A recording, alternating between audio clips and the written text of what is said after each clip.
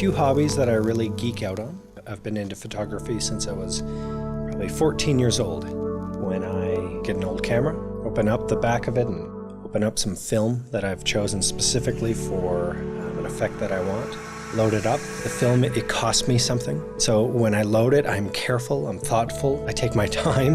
When I do take a picture and press that button, it isn't a spray and pray. And when I listen to a record, it's similar to film. There is more intention. I dim the lights. I sit in just the right spot. This is something I do when I want to experience this music, when I want to be taken somewhere. That same kind of philosophy goes into how we prepare coffee, whether it's on the roasting side or even just making a single cup of coffee for myself or for one of our customers who goes to one of our cafes.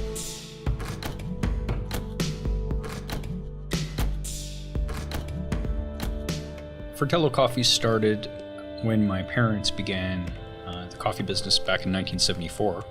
And at that time, my parents were purchasing coffees and other consumable products from other roasters and suppliers. It wasn't until 1985 that my dad approached one of his suppliers here in Calgary, who was a local coffee roaster, and they ended up trading companies, where my dad became the roaster and he became my dad's client. We've been roasting coffee since 1985, but I feel like just now is when we've been roasting the best coffees.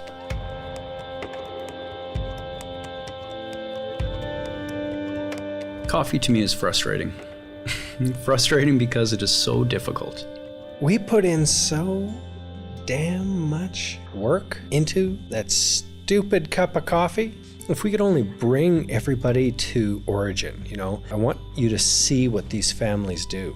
Every choice the coffee producer makes will affect the end cup that you taste in the cafe. 4 years of work go into a coffee tree before you can even pick one bean.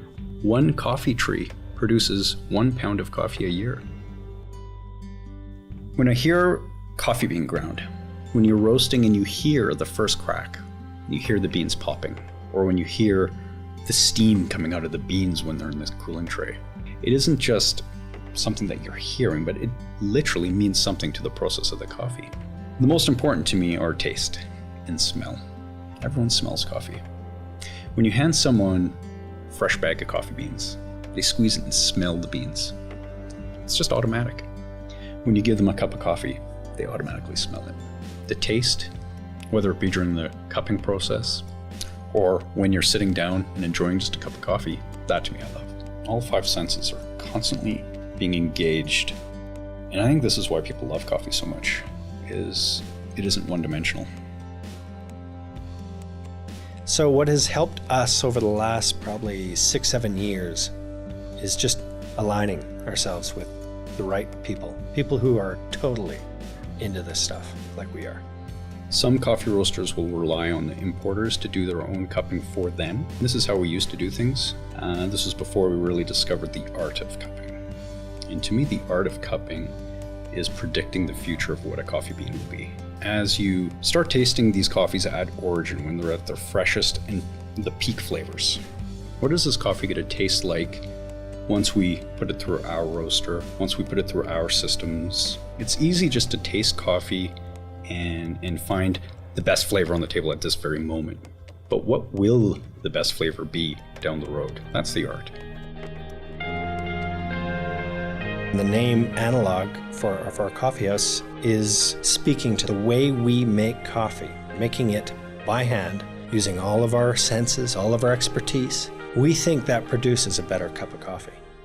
My brother and I have always wanted to have our own cafe. We've always wanted to have a voice on the street, somewhere where we could have a venue to communicate directly to our clients. We wanted an environment that we wanted to hang out in.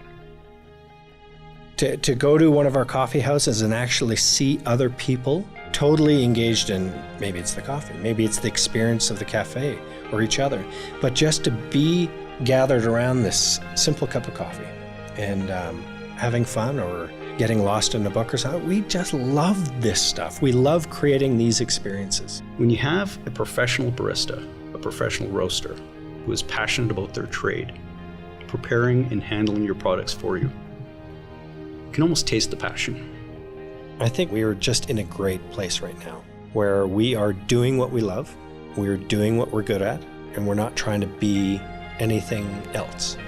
It's only through working with the right people that we're able to be where we are today and to go where we want to go next. The correlation between my love for listening to vinyl records and music, the connection is the love, the passion. Well, for us, our family, I mean, we've been in coffee for 25 years or more. This is not just work for us. We love this stuff. When people first get a coffee at Analog, I want them to have a true experience in every sense of the word. I want them to taste coffee. I don't want them to drink coffee.